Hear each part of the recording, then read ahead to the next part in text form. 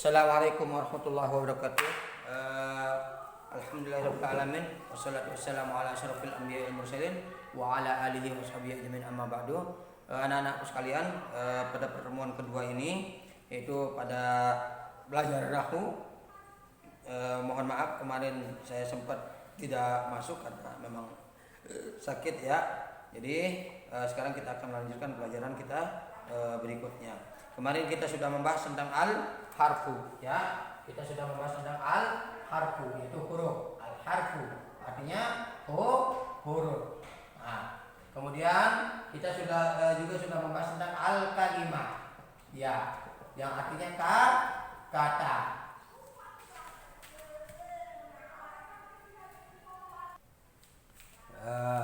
Al-kalimah, mohon maaf bila suara ibu-ibu itu kedengaran karena kita memang kelas kita di samping yang Ustaz pakai rekaman ini di samping jalan yang kampung ya.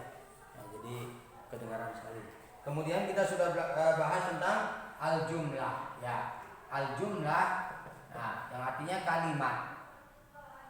Kalau dalam bahasa Arab dikatakan jumlah itu maksudnya kalimat. Kalau dalam bahasa Arab itu kalimah itu artinya kata ya. Ya, seperti yang sudah kita bahas kemarin bahwasanya di sini dikatakan al-harfu apa? Huwa ma yatarakkabu minhul kalimah. Yang mana huruf itu tersusun dengan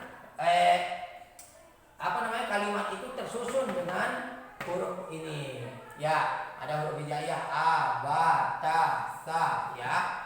Kemudian kalimat contohnya misalkan qalamun, yang artinya pulpen ya.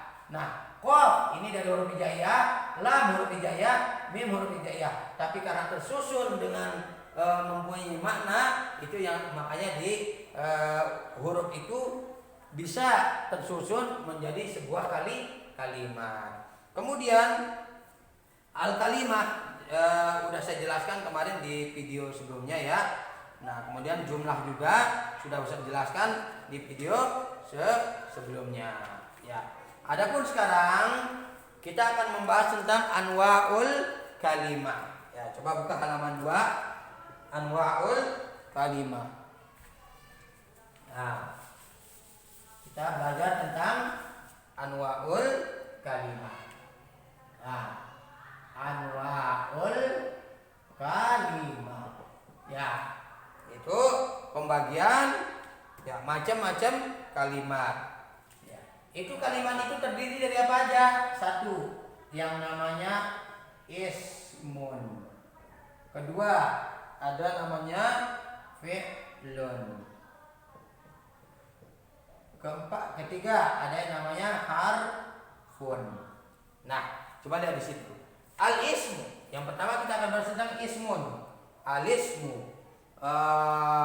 Coba di situ ini tulisannya salah ya. Tuh. Yang tulisan ini al-ismu. Ini seharusnya tidak pakai hamzah. Ini semoga bisa direvisi ya oleh ustadznya.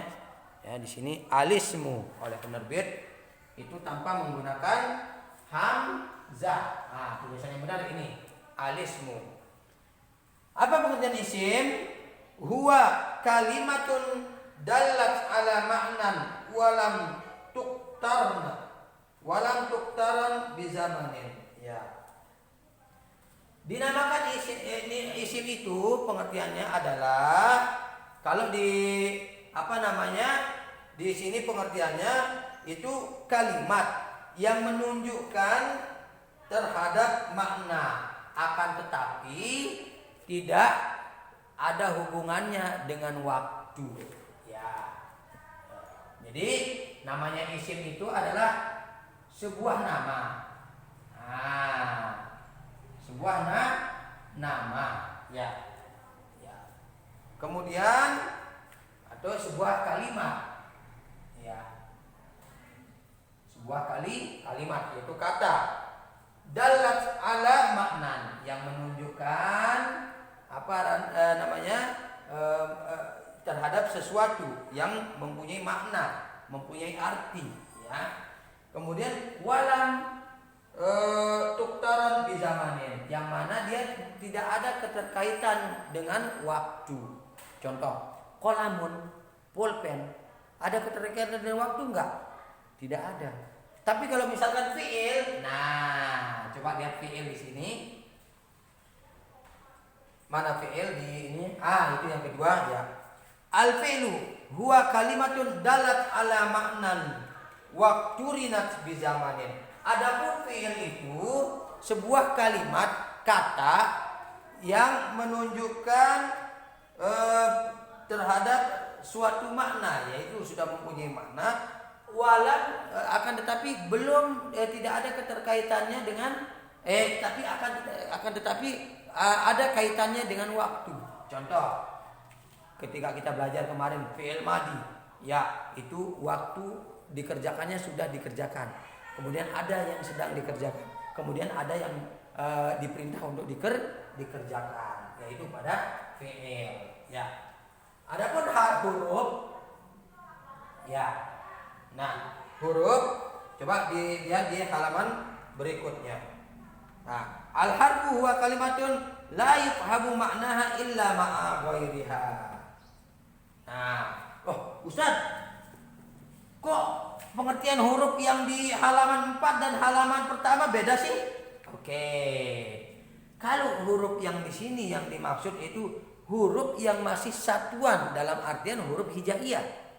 Tapi kalau huruf di sini yaitu huruf yang ini harfun ma'ani, yang sudah mempunyai makna. Nah, makanya di sini al-harfu huwa kalimatun la yufhamu ma'naha. Ya, yang dimaksud dengan huruf adalah la yufhamu ma'naha, yang belum dipahami maknanya. Kalau isim sudah dipahami maknanya, makanya dikatakan apa tadi isim? Sebuah kalimat, ya, kalimatun dalat ala maknan, yang menunjukkan sebuah makna. Ya, ada maknanya seperti kolamun, pulpen. Akan tetapi apa? Tidak terkait dengan waktu.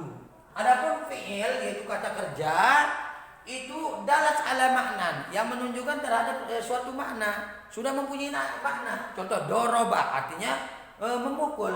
Nah, akan tetapi dia punya kaitan dengan waktu. Waktu pengerjaannya, baik itu kemarin atau sedang dikerjakan atau akan dikerjakan. Adapun huruf itu adalah apa? Kalau ini ketika ente bilang kolam, ente tahu artinya bahwa itu adalah pulpen. Kemudian misalkan doroba, tahu artinya adalah memukul. Tapi sekarang huruf la yafhamu maknaha illa ma'a ghairiha. Jadi huruf ini tidak bisa berdiri sendiri. Ya, tidak bisa berdiri sendiri. Contoh, kalau misalkan sekarang saya bilang Muhammadun yadhabu, Muhammad sedang pergi. Ya bisa kita ambil maknanya bahwa Muhammad sedang pergi. Tapi sekarang ketika kita bilang min, huruf, contoh huruf ya di salah situ min, yang artinya dari, min, dari. Kira-kira bisa nggak dipahami ketika dibilang dari, dan, kemudian? Tidak bisa, karena huruf itu harus saling bersangkutan dengan entah itu isim ataupun fi'il. Dia tidak bisa berdiri sendiri, layaknya antara isim dan fi'il. Ya, kalau huruf tidak bisa berdiri sendiri. Ya, itu pelajaran kita pada hari ini, yaitu tentang pembahasan tentang huruf, kemudian fi'il dan isim. Baik, adapun sekarang akan saya perjelaskan satu persatu tentang isim dulu. Ya, tentang isim. Di sini contohnya ada Muhammadun. Ya, buka lihat halaman 2. Ada Muhammadun, ada Ustazun, ada Tilmizun.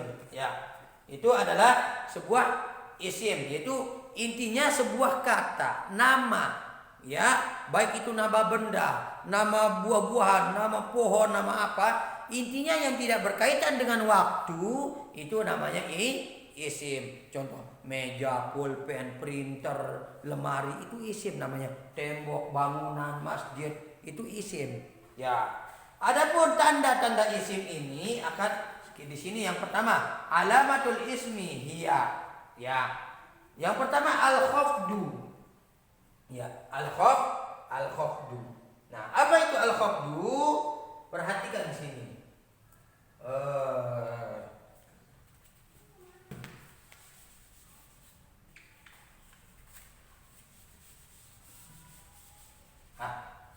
Yang pertama tanda isim adalah al-khafdu. Kemudian yang kedua, ini kita ini al-khafdu dulu. Yang contohnya bismillah. Di situ bismillahi.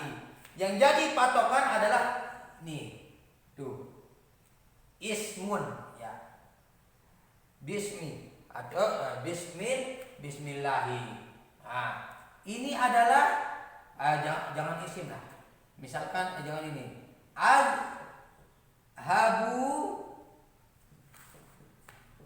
ilal masjidi.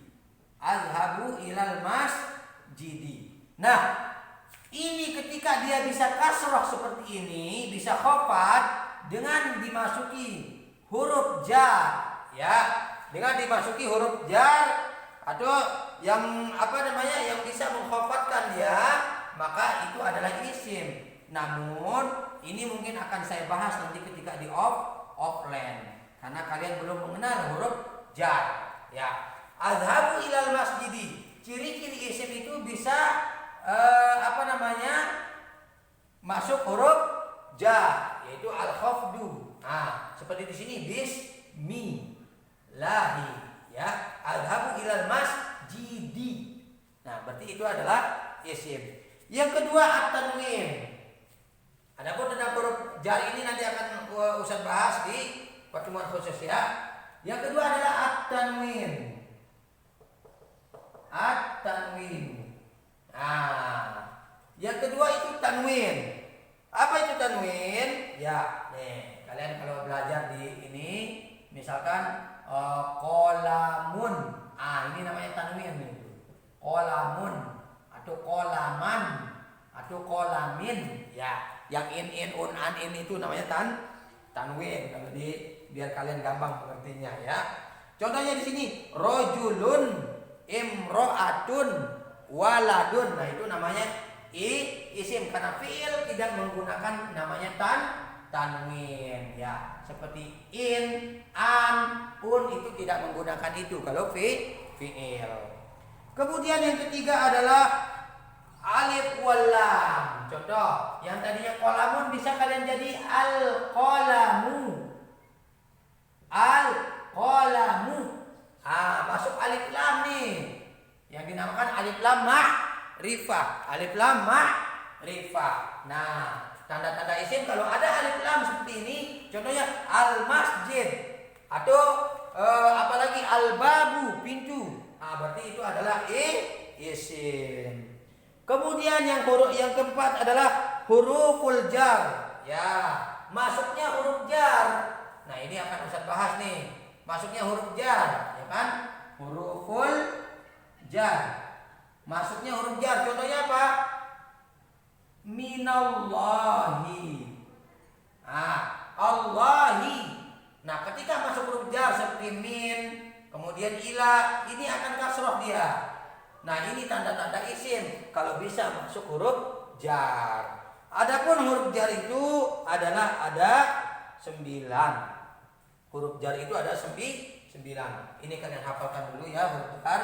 Min, wa ila, an, wa ala, an, ala, fi, ya, rubba,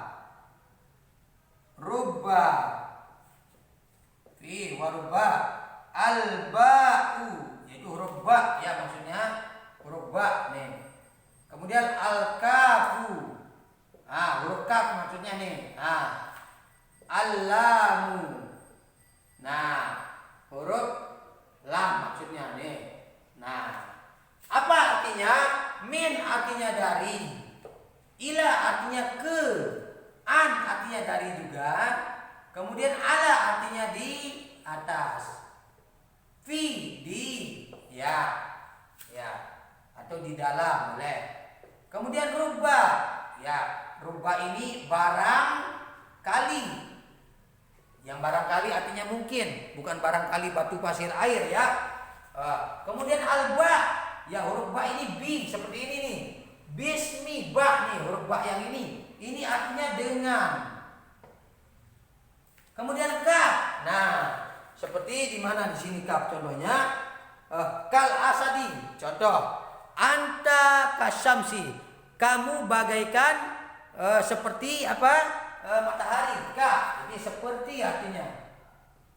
Kemudian lam, ya huruf lam ini untuk apa artinya, untuk, ya kepada, nah untuk. Nah kalian hafalkan dulu ini ya, min ila an ala fi rubani, min wa ila wa an wa ala wa fi wa ruba wal ba'u wal kafu wal lamu. Hafalkan ini dulu sampai nanti kita bahas tentang fi'il. Ya, mungkin sampai sini dulu pelajaran kita sampai pada hari ini.